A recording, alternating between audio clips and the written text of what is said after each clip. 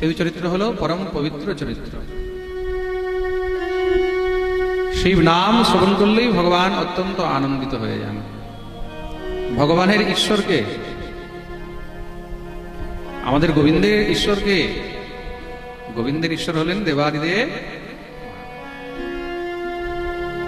আপনি যেই কোনো লীলা, ভগবানের যেই কোনো চরিত্র শ্রবণ করুন। কোথাও দেখেছেন ভগবান ইন্দ্রের পুজো করেছে? কোথাও ভগবান ব্রহ্মার পুজো করেছে?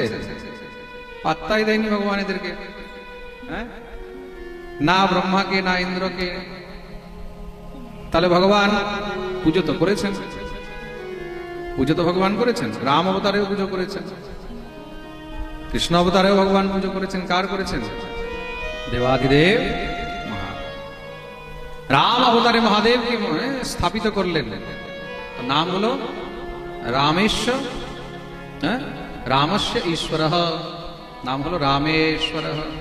কি নাম? রামেশ্বর। বলিয়ে রামেশ্বর ভগবান কি।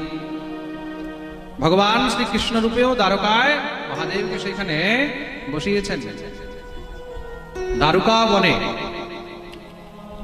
এটার নাম ছিল দ্বারকা বন। কি নাম? দ্বারকা বনে। ওখানে মহাদেব বসেছেন কি রূপে?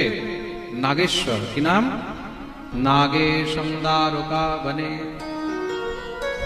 শুধু তাই নয়, ভগবান শ্রীহরি মহাদেবের পুজো করে শ্রী মহাদেবকে নিজের নয়ন অর্পণ করেছিলেন। কি অর্পণ করেছেন? নয়ন, চক্ষু।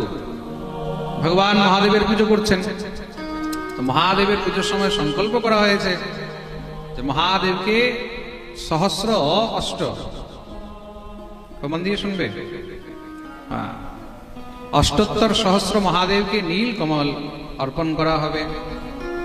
একটা পদ্মফুল ভগবানের কম হয়ে গেছে, তো যখন কম হয়েছে সংকল্প তো পূর্ণ করতে হবে।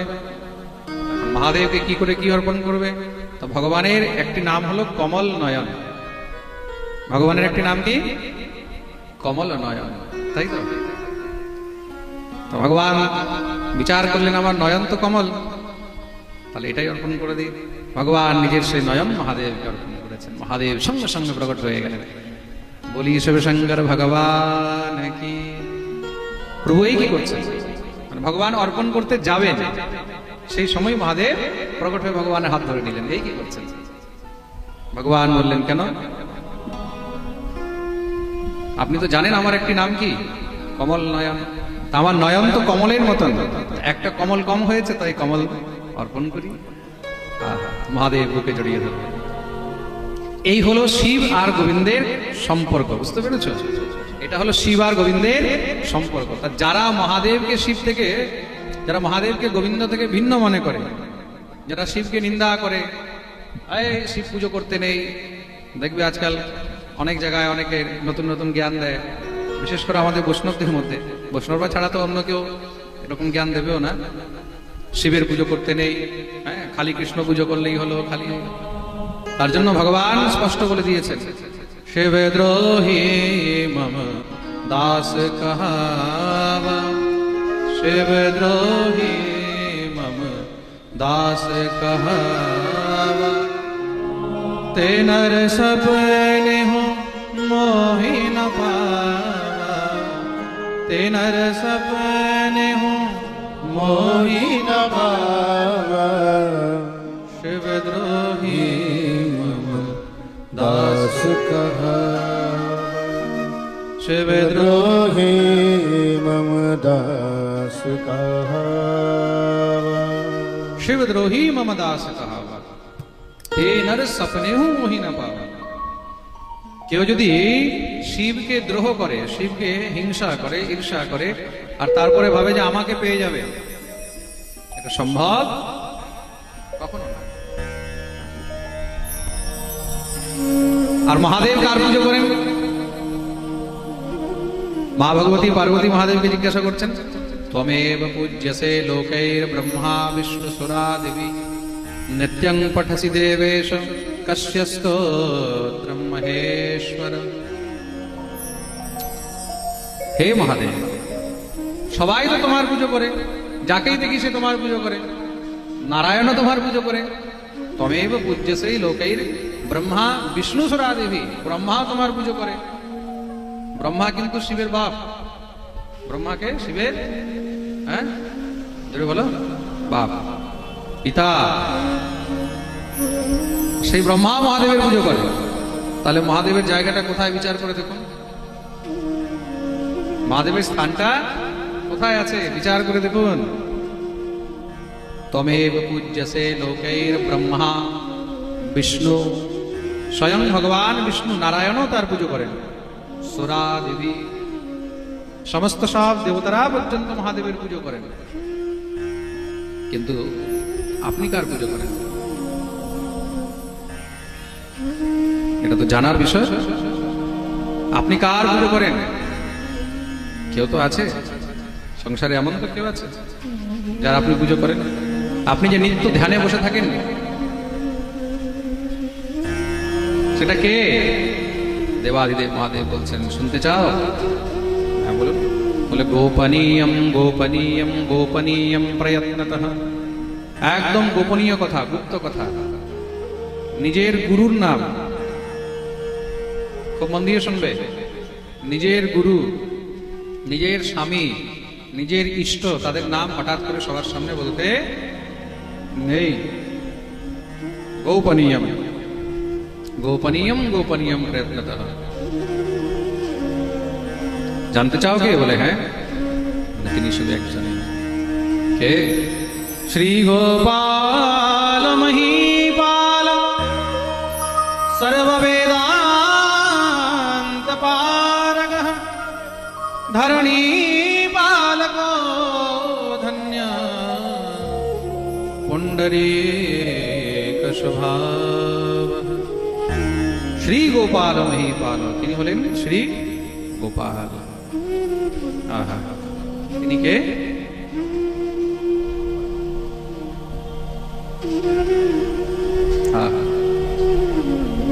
তিনি হলেন আমার ইষ্ট, রাধাপতি সুধা নিধি কোক শোক বিনাশক। কোন গোপাল? গোপাল তো অনেকে হতে পারে, তাই তো? গোপাল তো অনেকে হতে পারে। রামদাসের ছেলে গোপাল, শ্যামদাসের ছেলে গোপাল, কি তাই তো? মধুদাসের ছেলে গোপাল, বলাই মণ্ডলের ছেলে গোপাল, কত গোপাল আছে। তাহলে কোন গোপাল? বলে রাধাপতি। কোন গোপাল? রাধাপতি, যিনি রাধার পতি। সুধা নিধি, যিনি সমস্ত অমৃতের নিধি। কোক শোক বিনাশক, যিনি সমস্ত জগতের শোক নাশ করেন। ধরণী পালকো ধন্য, যিনি সমস্ত পৃথিবী, সমস্ত বিশ্বের পালক, নিয়ন্তা। পুণ্ডরীক স্বভাব, সেই পুণ্ডরীক। প্রমাণ দিয়ে বলতে হবে কার কথা বলছে। কেন? আজকাল কি হচ্ছে, ভগবানের নাম দিয়ে অনেকে নিজের দোকান চালাচ্ছে, চালাচ্ছে তো। মহাপ্রভু বলে গেছেন, হরে নাম হরে নাম হরে নামৈব কেবলম কলৌ নাস্তেইব কলৌ নাস্তেইব নাস্তেইব গতিরন্যথা। হরি বল হরি বল হরি বল।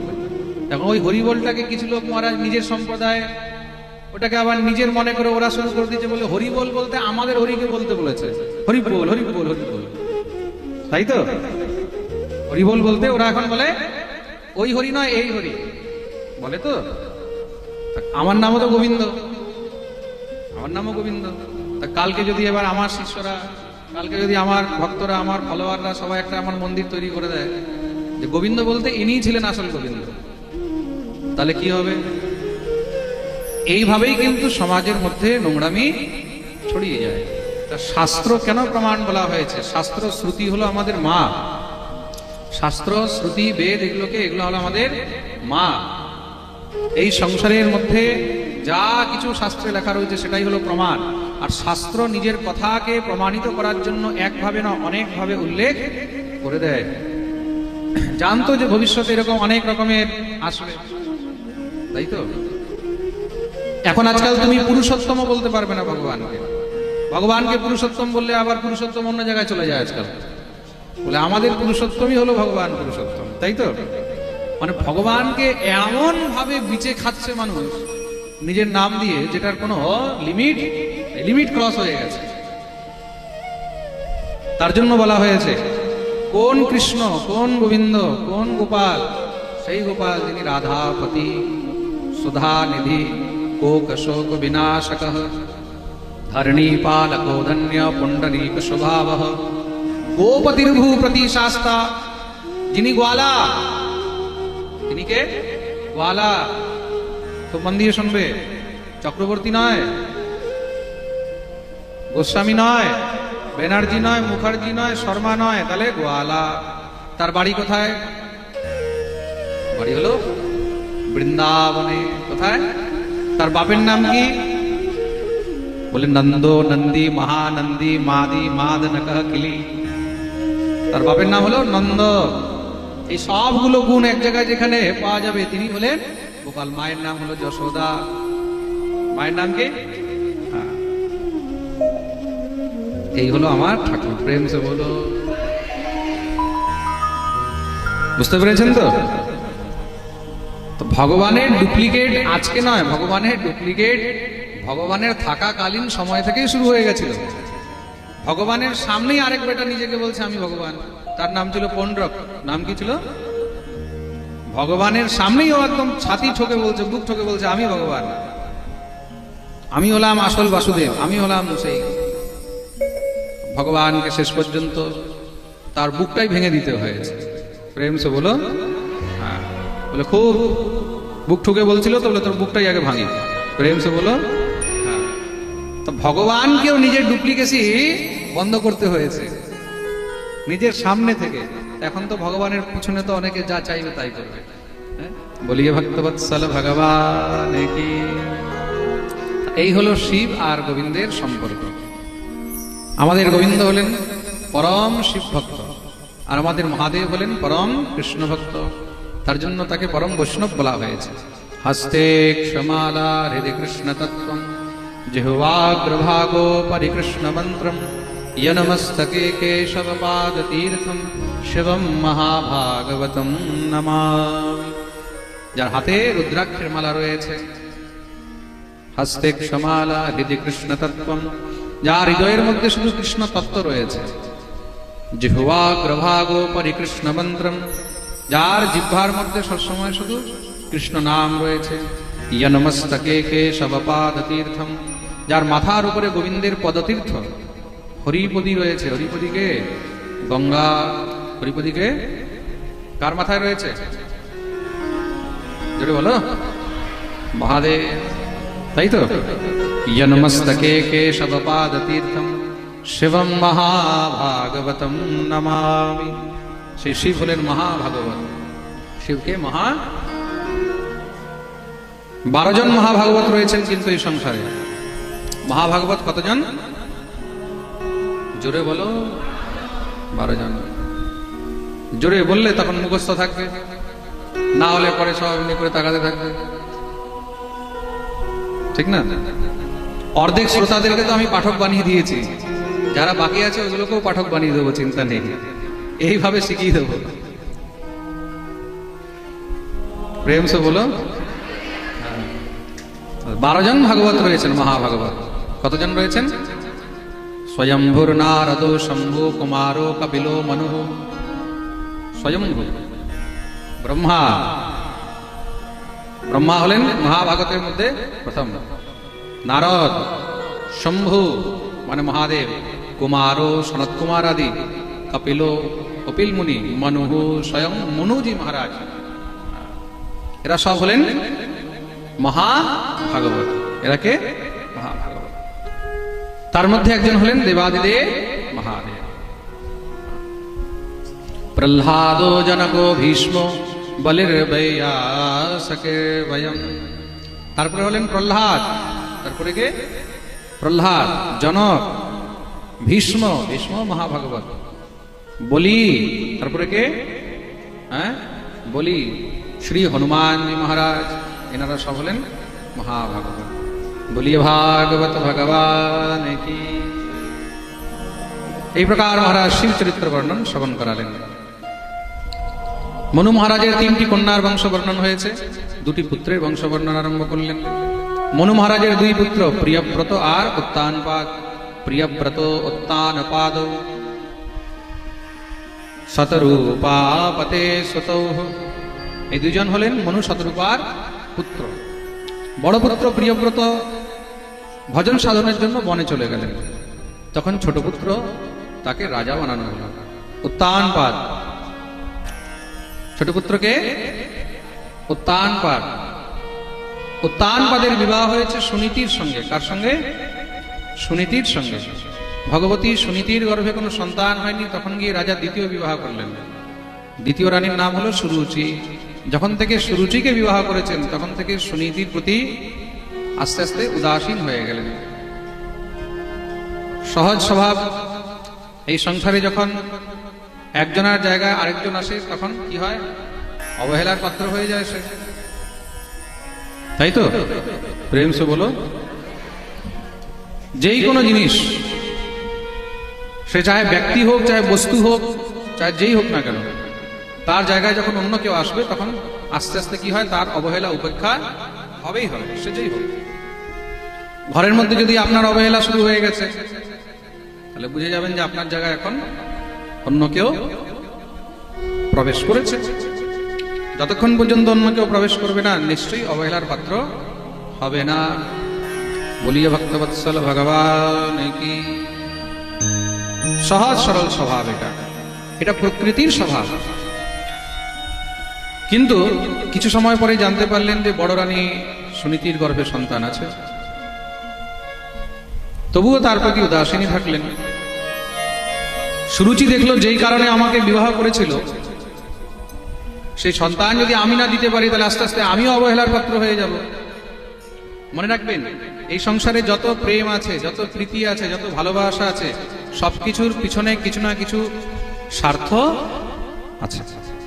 স্বার্থ ছাড়া এই সংসারে কোনো প্রেম নেই, কোনো ভালোবাসা নেই, কোনো প্রীতি নেই। এটা বারবার সব গ্রন্থ, সব শাস্ত্র সবাই একই কথা বারবার আমাদেরকে বলেছেন। স্বার্থ ছাড়া এই সংসারে কোনো প্রেম নেই, কোনো প্রীতি নেই, কিচ্ছু নেই। স্বার্থ আছে, প্রেম আছে, প্রীতি আছে। স্বার্থ শেষ, সেদিন প্রেম প্রীতিও সব শেষ হয়ে যাবে। সুর নর মুনি সবকে यह रीति, स्वार्थ लागे करहि सब प्रीति।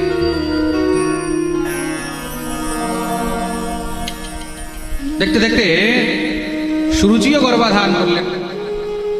কিছু সময় পরে সুনীতির গর্ভের থেকে খুব সুন্দর পুত্র হয়েছে। সেই পুত্রের নাম রাখা হলো ধ্রুব। কি নাম রাখা হয়েছে? বলিয়ে ধ্রুবজি মহারাজ কি। সেই ধ্রুবজি মহারাজ বড় হচ্ছেন। এদিকে সুরুচির যে পুত্র হয়েছে তার নাম রাখা হলো উত্তম। কি নাম? সেও বড় হচ্ছে। বড় ভাই ধ্রুব একদিন খেলতে খেলতে দেখছেন পিতার কোলে ছোট ভাই বসে রয়েছে, আর বাবা তাকে খুব স্নেহ করছেন। ইচ্ছা হলো আমারও তো পিতা, তো নিশ্চয়ই আমাকেও এইভাবে আদর স্নেহ করা উচিত, কিন্তু আমাকে তো কোনোদিন এইভাবে করেননি। আমাকে তো কোনোদিন এইভাবে আদর স্নেহ যত্ন করেননি। দৌড়ে গেলেন বাবার কাছে, বাবা বাবা বাবা আমাকে একটু কোলে নাও, আমাকেও কোলে নাও। কিন্তু সংকোচের কারণে পুত্রকে কোলে নিতে পারছেন না। সুরুচি যদি খারাপ মনে করে তাহলে প্রীতি নষ্ট হয়ে যাবে। কিন্তু কতক্ষণ? সংসারে যতই কিছু হোক, সন্তানের মোহ, তার সামনে সমস্ত মোহ শেষ। পুত্র তো উঠিয়েছেন, কোলে নিয়ে বসিয়েছেন। সুরুচি দূর থেকে এই দৃশ্য দেখল। যখনই দূর থেকে এই দৃশ্য দেখেছে মনে মনে বিচার করলো, আজকে কোলে উঠে বসেছে, তার মানে কালকে রাজগদ্দিতে উঠে বসবে। বড় ছেলে, বড় পুত্র, প্রথম অধিকার। সেই দিন যেন কখনোই না আসে, আমাকেই কিছু করতে হবে। দৌড়ে গিয়ে সঙ্গে সঙ্গে মহারাজের কোলের থেকে ধ্রুবকে টেনে নিচে নামিয়ে দিলেন।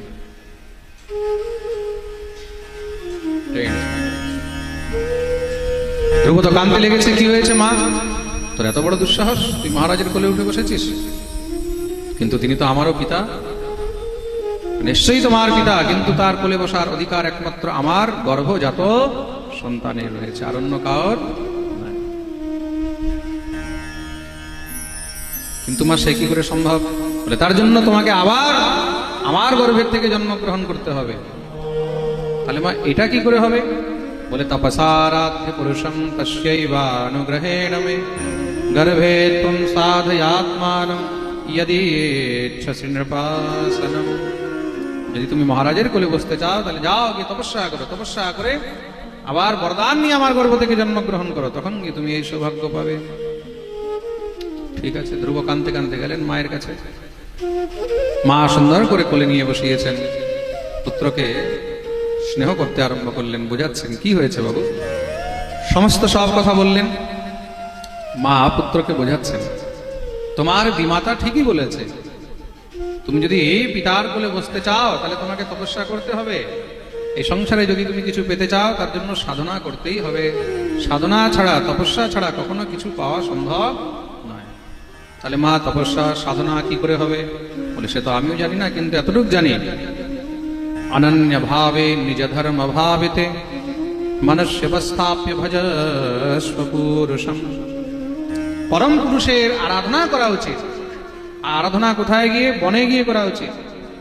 কিন্তু আরাধনা কি করে করা হয় মা? সেটা তো সাধুগুরু বৈষ্ণব ঋষি মুনি তারাই বলতে পারবে।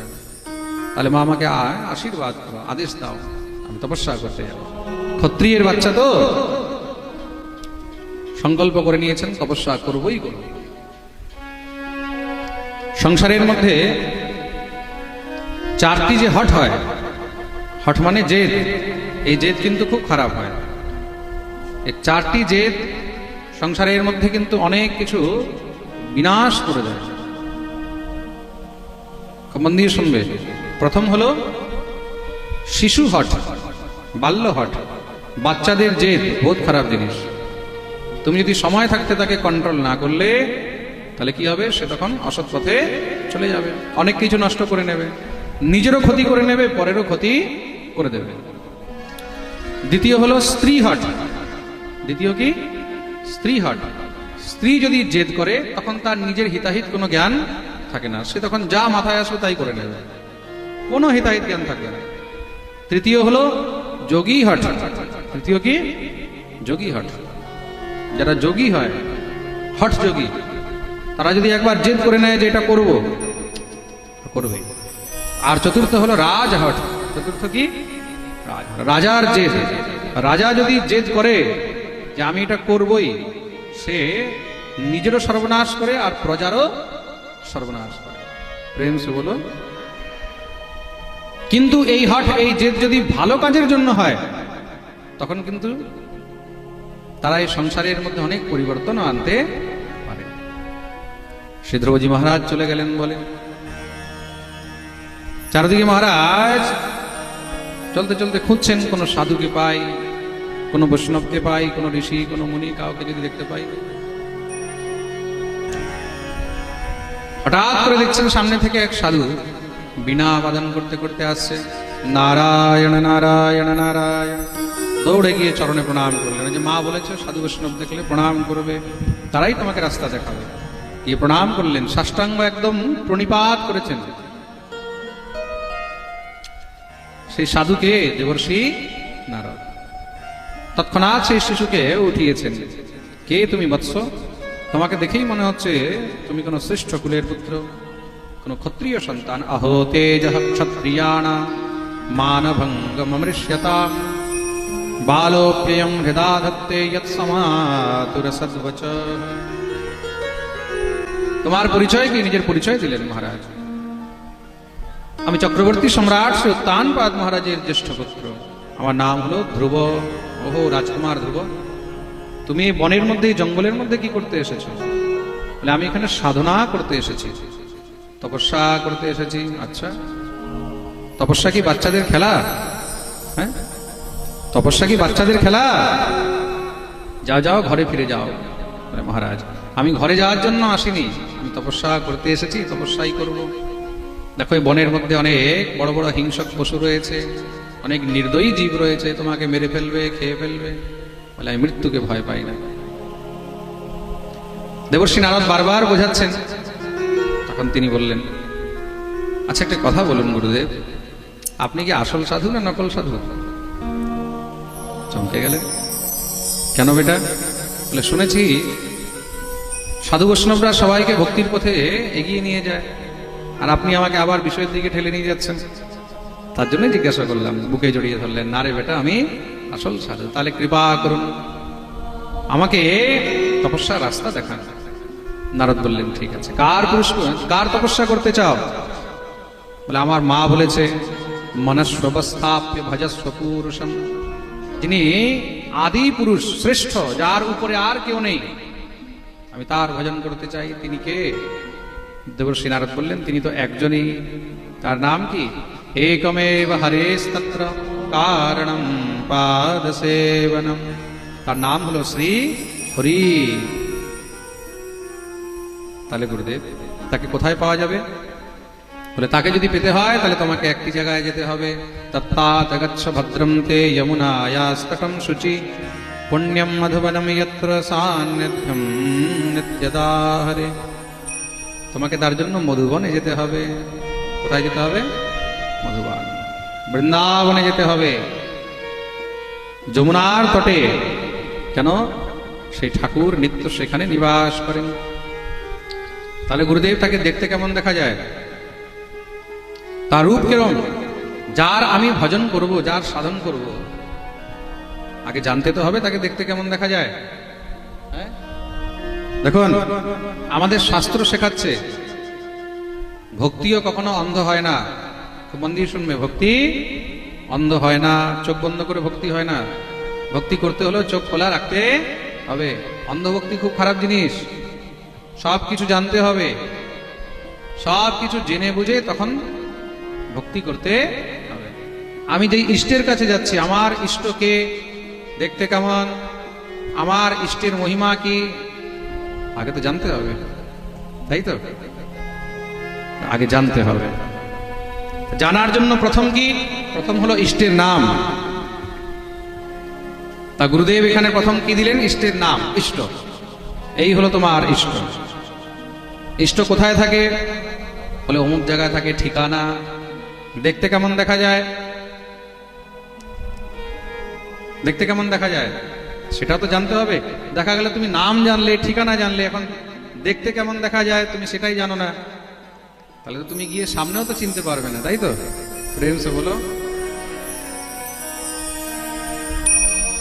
আমি এই কিছুদিন আগে গঙ্গাসাগর গেছিলাম পাঠ করতে। তা প্রথমবার আমি লোকালে গেছি, আমার সঙ্গে প্রায় 25-30 জন শিষ্য ভক্তরা ছিল। তা আমি ওদেরকে নিয়ে, বারবার বলছে, বাবা আপনি লোকালে আসতে পারবেন না, আসতে পারবেন না। কেন, কি আছে লোকালে, এমন কি আছে আসতে পারবো না? সব পুরো দুনিয়া যায় লোকালে, আমিও গিয়ে দেখি। তো বাংলার লোকাল আমি তো জানতাম না, লোকালে তো ভোকাল হয়। আরো তারপরে, আরে তোমরা কিছুই টের পাওনি, গঙ্গাসাগর রুটে যাও বুঝতে পারবে। তারপরে আবার সেই গঙ্গাসাগর রুট আমাকে কমসে কম 20 থেকে 25 বার বলেছে যে বাবা গাড়ি পাঠাই, গাড়ি পাঠাই। আমি বলছি, দূর গাড়ি পাঠাই, জীবনভর গাড়ি দিয়ে যাচ্ছি, একবার যাই না, একটু আনন্দ করবো সবাইকে নিয়ে। সবাইকে নিয়ে বেরিয়েছি লোকালে। সেই আমরা শিয়ালদা থেকে লোকালে বসেছি, 3-4 স্টেশন পরেই সেই ভিড় উঠছে, যারা বসে আছে, এই দাদা উঠুন। আমি তো চমকে গেছি। একজন আরেকজনকে বলছে, এই উঠুন উঠুন, হয়ে গেছে 3-4 স্টেশন, এবার আমরা বসবো। এটা আমি প্রথমবার দেখলাম। এটাও কোনো নিয়ম আছে যে ভাই তুমি যতই দখল করে রাখো, তুমি যতই সিটে বসে থাকো, তোমাকে উঠতে হবে। দেখছি 2-4 জন উঠেছে। এবার 2-4 জন উঠেছে, আমার সঙ্গে সব শিষ্যরা আছে, বললো যে আমাদের গুরুদেব আছেন, ওনাকে বসতে দেন, আমরা উঠে যাচ্ছি। আচ্ছা ঠিক আছে। সেই কি ভিড় বাবা! এখন একজন ভদ্রলোক আমার পাশে বসেছে, পাশে বসে এবার গল্প শুরু করে দিয়েছে এদিকে ওদিকে। বলতে বলতে আমাকে বলছে, জানেন মহারাজ, আমি একজনের পাঠ শুনি। আমি বলছি, কার? বলে, আপনি হয়তো চিনবেন, আপনি তো বৃন্দাবনের। আমি বলছি, হ্যাঁ হ্যাঁ। কি নাম ওনার? বলছে, ওনার নাম হলো গোবিন্দ বল্লভ শাস্ত্রী।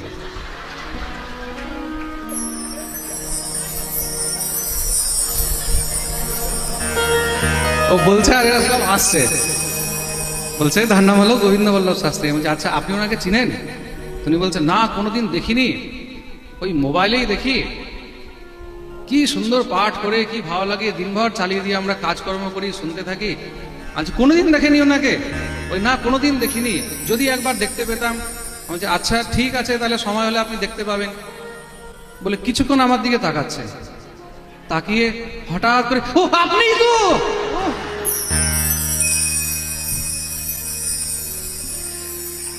সেই আমাকে বুকে জড়িয়ে ধরে কি কান্না, ঝড় করে কাঁদছে। এবার তো পুরো কোলাহল সৃষ্টি হয়ে গেছে ওখানে কম্পার্টমেন্টে। কি হলো, আরো বাকি লোক এসেছে, আগে অনেকে হয়তো নজর করেনি। তারপরে তো এবার কেউ সেলফি তুলবে, কেউ ইয়ে করবে, অবস্থা মানে এরকম অনেক সময় হয়ে যায়। এটাও ওনার ভাব। উনি হয়তো এখন উনি পরে বললেন, আমি ছোট মোবাইলে দেখি তো মহারাজজি, একটা ছোট মোবাইল, তা ঠিক মতন বুঝতে পারিনি। তা এখন সেও হঠাৎ করে পেয়ে গেছে, ও কল্পনাও করেনি। হয়তো এটাও ভগবানের ইচ্ছা ছিল। আর ওই একটা অভিজ্ঞতা হলো আমার লোকাল ট্রেনের। হ্যাঁ, প্রেম সে বলো। তার জন্য ইষ্টের স্বরূপ, আমরা যার কাছে যাচ্ছি তার স্বরূপও জানা উচিত, তো ভগবান কিরকম সেটাও জানা উচিত। নারদ বর্ণন করছেন কিরকম ভগবানকে দেখতে। শ্রীবৎসাঙ্গম ঘনশ্যামম পুরুষম বনমালিনম শঙ্খ চক্র গদা পদ্মৈ অভেব্যক্ত চতুর্ভুজম। শ্রীবৎসাঙ্গম ঘনশ্যামম, দেখতে কিরকম? ঘনশ্যাম, শ্যাম বর্ণ। কেমন রং? শ্যাম বর্ণ। শ্যামের মধ্যেও কেমন? ঘন শ্যাম, হালকা শ্যাম বর্ণ নয়। একটা হয় হালকা শ্যাম বর্ণ, একটা হয় ঘন শ্যাম। বক্ষস্থলে শ্রীবৎসের চিহ্ন অঙ্কিত রয়েছে। চতুর্ভুজ রূপধারী শঙ্খচক্র গদা পদ্ম কিরীটিনম কুণ্ডলিনম। কিরীট রয়েছে মস্তকের উপরে, কানের মধ্যে কুণ্ডল রয়েছে মকরাকৃত, মস্তকে ময়ূর পাখা রয়েছে। তিনি হলেন শ্রী হরি। তাহলে গুরুদেব কোন মন্ত্র দিয়ে তার আরাধনা করতে হবে? মন্ত্র তো দেওয়া যাবে না। কেন? মন্ত্র দিলে আমি তোমার পাক্কা গুরু, তুমি আমার পাক্কা চেলা। বলে গুরুদেব চেলা তো রেডি হয়ে বসে আছে, তাহলে আপনি কেন কৃপণতা করছেন? এই শিষ্যকে গ্রহণ। দেবর্ষি নারদ দেখলেন এমন চেলা তো খুঁজেও পাওয়া যাবে না। আর নারদের কিন্তু প্রচুর শিষ্য আছে, এক দুই নয়, হাজার হাজার নারদের শিষ্য। হ্যাঁ, ভক্তির আচার্য তো তিনি। খুব মন দিয়ে শুনবেন, নারদকে ভক্তির আচার্য। দেবর্ষি নারদ দীক্ষা প্রদান করলেন দ্বাদশ অক্ষর গোপাল মন্ত্রে। কোন মন্ত্র? ওম নমো ভগবতে বাসুদেবায় মন্ত্রেণানেন দেবস্য কুর্যাৎ দ্রব্যময়ীম বুধঃ। এই মন্ত্র প্রদান করলেন। শ্রী গুরুদেবের কাছে আদেশ নিয়েছেন মন্ত্র প্রাপ্ত করে শ্রী ধ্রুবজি মহারাজ চললেন কোথায়? শ্রীধাম বৃন্দাবন। আহা হা, কি আনন্দ মনে আমি সেই বৃন্দাবন যাব। বৃন্দাবনের যে মহিমা, বৃন্দাবনের যে দিব্যতা, এই বৃন্দাবনের মধ্যে ভগবান সদা সর্বদা বিরাজমান রয়েছেন। ভগবান বৃন্দাবন ছেড়ে কখনো যান না। বলেছেন বৃন্দাবনম পরিত্যজ্য স ক্বচিন নৈব গচ্ছতি। এই বৃন্দাবন পরিত্যাগ করে দিয়ে তিনি কখনো কোথাও যান না। কেন? এই বৃন্দাবন কোথা থেকে এসেছে? এই বৃন্দাবন শ্রী রাধারানীর হৃদয় থেকে এসেছে। কোথা থেকে? কোথা থেকে এসেছে? আমরা সবাই একটু সেই বৃন্দাবনের দর্শন করে আসি, এই মানসিক ভাবে একটু বৃন্দাবন ঘুরে আসি। আর বৃন্দাবনে গেলে সেখানে কি দর্শন করবে? বৃন্দাবনের সপ্ত দেবালয় রয়েছে। কি রয়েছে? জোরে বলো। সপ্ত দেবালয়। এই সপ্ত দেবালয় অবশ্যই দর্শন করা উচিত।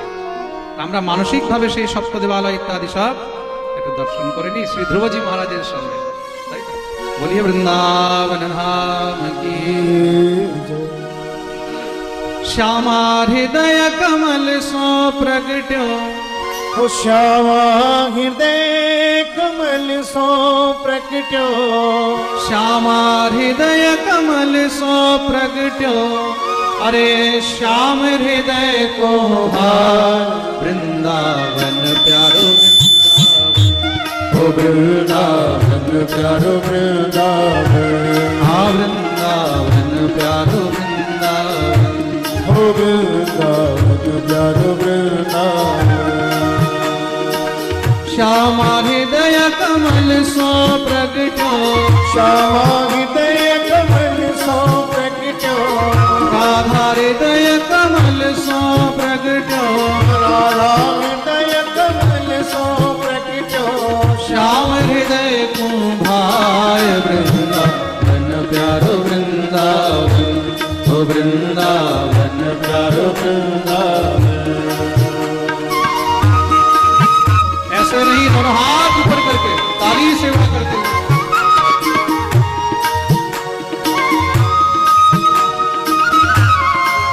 श्री राधे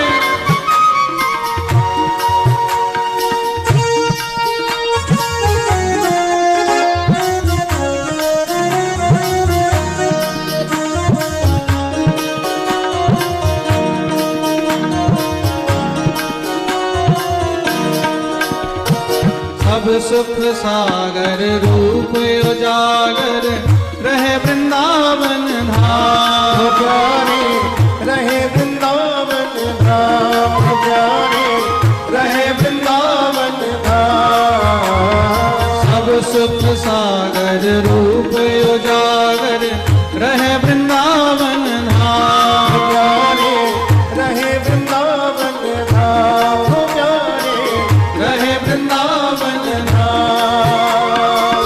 रूप गोस्वामी प्रगट कियो जहाँ रूप गोस्वामी प्रगट कियो जहाँ गोविंद रूप निधान प्यारो वृंदावन ओ वृंदावन प्यारो वृंदावन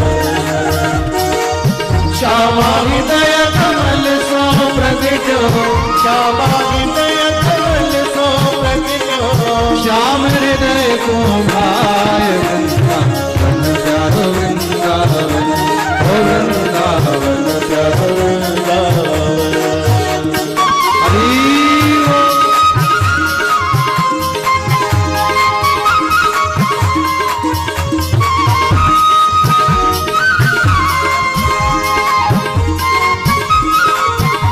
राधे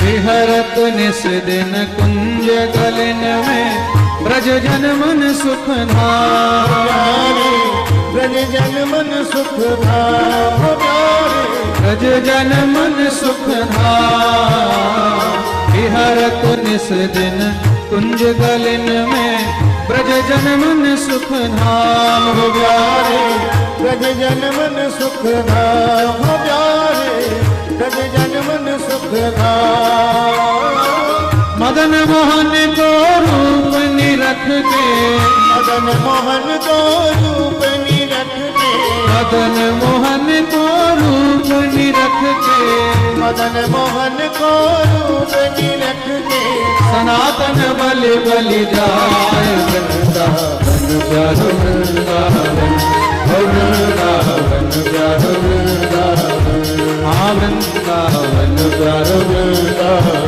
हो प्यारो वृंदावन वृंदावन वृंदावन बिहारी लाल की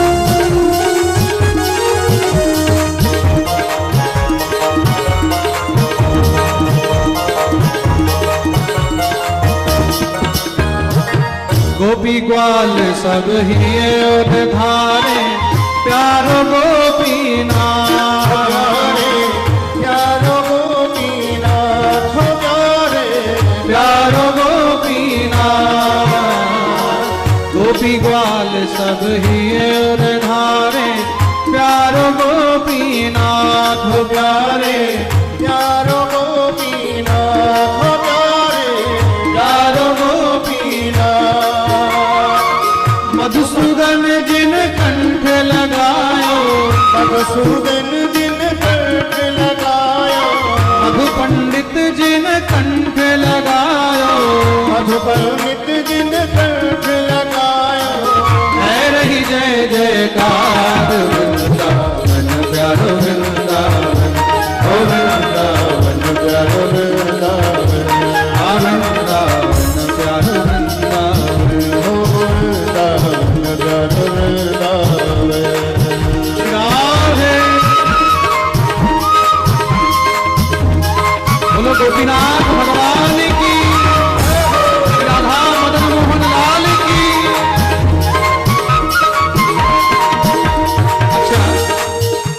এইভাবে বৃন্দাবন দর্শন হবে? বৃন্দাবনের যে আনন্দ, সেই আনন্দটা যতক্ষণ পর্যন্ত ব্যক্ত হবে না ততক্ষণ সে দর্শনের আনন্দ পাবে না। নিজের জায়গায় দাঁড়িয়ে তোমার হাত তুলে হরি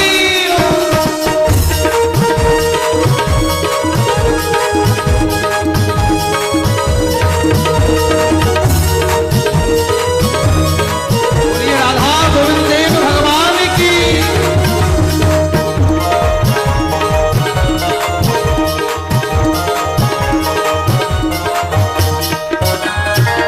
गोपाल भट्ट की हृदय वेदना प्रगट शालिग्राम रे प्रगट शालिग्राम रे प्रगट शालिग्राम।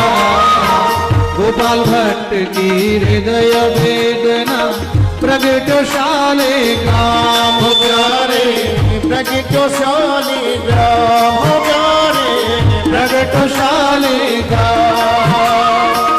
रूप सुधा का खान हमारा, रूप सुधा को खान हमारो रूप सुधा का खान हमारा, रूप सुधा को खान हमारो राधा रमण झूला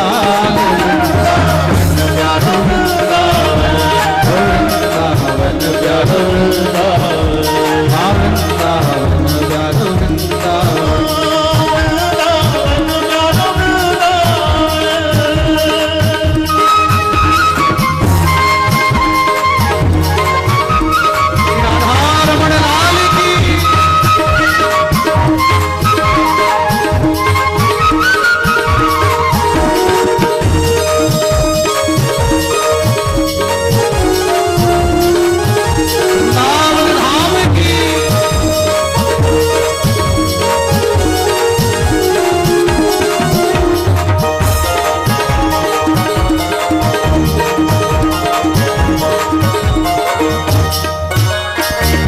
आतुर है हरिवंश पुकारो, राधा राधा नाम प्यारे राधा राधा नाम प्यारे राधा राधा नाम।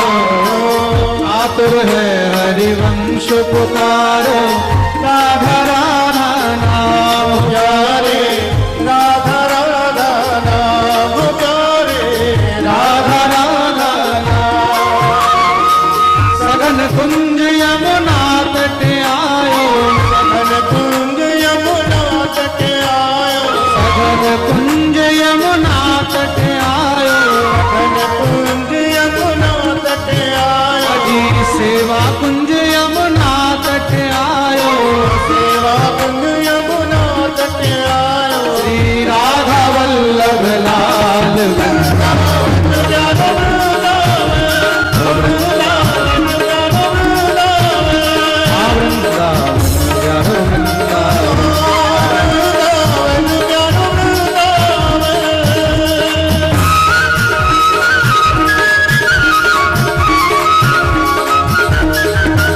राधा वल्लभ लाल की।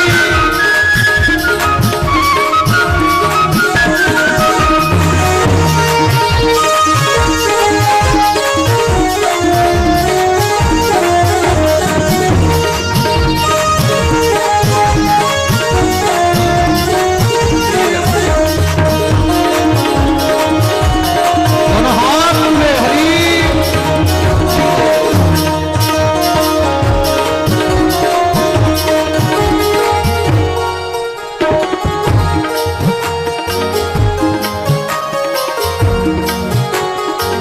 जुगल किशोर कुलाड़ लड़ायो, नवल कुंज ही मारे।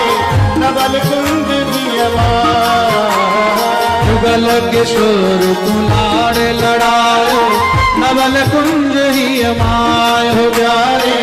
नवल कुंज दियवा कुंजन कुंजन की रज धारे, कुंजन की रस धारे कुंजन कुंजन की रज धारे। कुंजन कुंजन की रस धारे व्यास युगल यश गाय, प्यारो वृंदावन वृंदावन प्यारो वृंदावन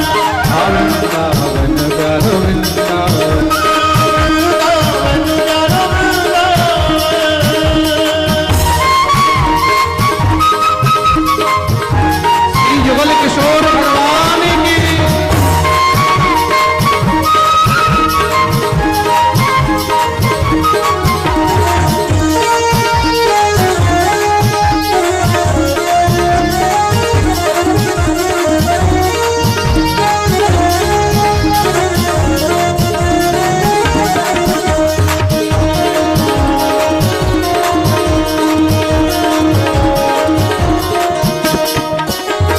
भुवन चतुर्दश की सुंदरता निधिवन कर तू बिहार प्यारे निधिवन करत बिहार हो प्यारे निधिवन कर तू बिहार। भुवन चतुर्दश की सुंदरता निधिवन कर तू बिहार हो प्यारे निधिवन करत बिहार हो प्यारे निधिवन कर तू बिहार। श्यामा प्यारी कुंज बिहारी श्यामा प्यारी कुंज बिहारी श्यामा प्यारी कुंज बिहारी श्यामा प्यारी कुंज बिहारी जय जय श्री हरिदास